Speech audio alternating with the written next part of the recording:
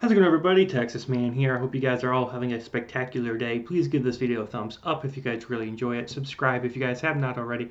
Also, do me the biggest favor of all, hit the bell notification button so you guys don't miss out on future videos or streams here on my channel. Also, if you guys would head over to Twitch, follow me there at Douglas447.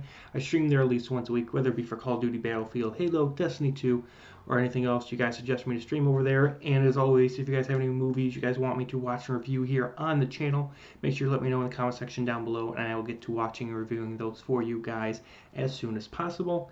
And as always, we're going to talk about positives and negatives, and we're going to be talking about the film Ever After, a Cinderella story from 1998. This movie is about 2 hours long. It is rated PG-13, and I've seen this movie countless times. I had no intention of ever watching this movie again and reviewing it, but I've had a couple of you guys ask me in past live streams to watch their movie again and review it. This movie is about $5 to rent and it's about $10 to buy, and I still have a blast watching this movie. This is one of the best and most impressively fantastic and fabulous tellings of the Cinderella story.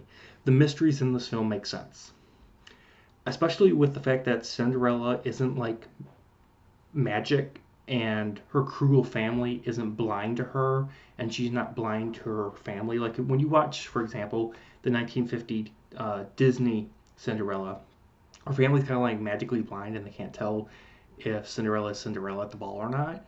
And it takes like almost to the end of the movie for them to figure out that it was her at the ball dancing with the prince. This film respects you as an adult and makes it like, hey, there's no magical blindness. It's like they know that it's her dancing with the prince. There's no magic. You also have a personal connection and an investment with both Cinderella and the prince, Prince Henry. And the acting in this movie just really makes you care about them. And also some of the side characters. Some of the side characters' actings are really great.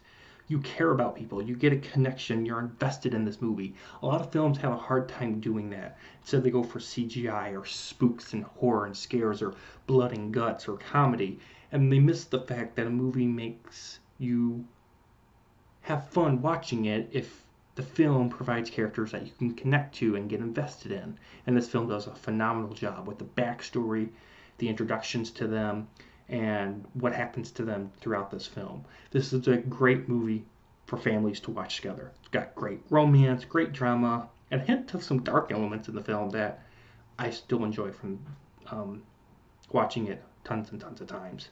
The dialogue is well written. Same thing for the plot and the characters. It's just an excellent, fun, and a lighthearted film. And it's also just a great love story. It's a great romance film. And it has a lot of heart and emotion. I like this movie. If you guys can't tell, I like this film.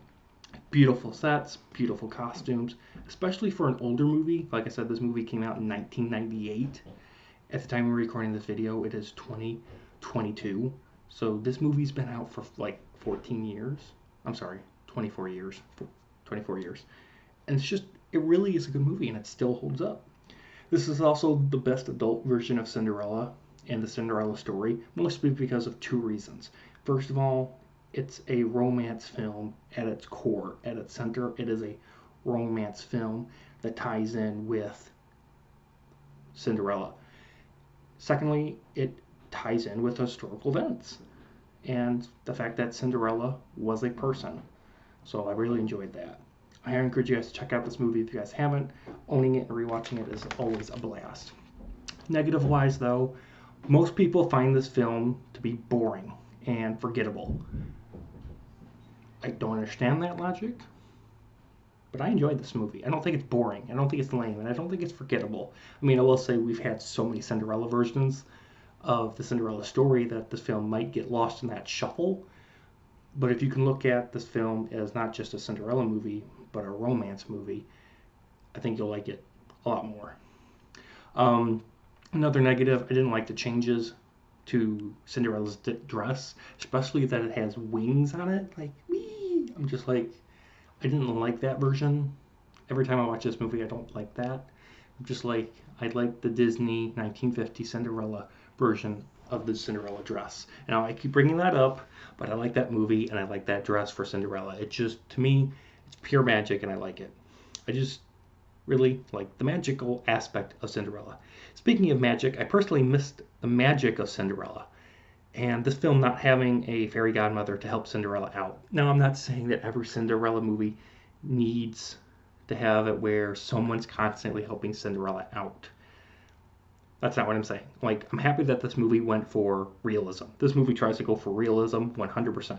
No problem with that. I like the realism aspect, especially when the movie dives into like nation relations and politics. Those things are good additions. They're great additions. Yet I wish the magical side, the fairy godmother thing, was in this movie because I think it's just kind of bizarre. Like even other Cinderella stories and tellings of the Cinderella story, they have magical elements. There's always some sort of fairy godmother thing, even if they're not considered a fairy godmother. They're the fairy godmother figure for the movie, and I just wish that this movie had a little more magical element to it. It just goes so hard for realism that it loses sight of the magical touch that makes most people care about Cinderella, which I can find why people probably don't like this movie. But even without the magical aspect, I think Ever After, a Cinderella story from 1998, is a fantastic movie. It's a fabulous movie.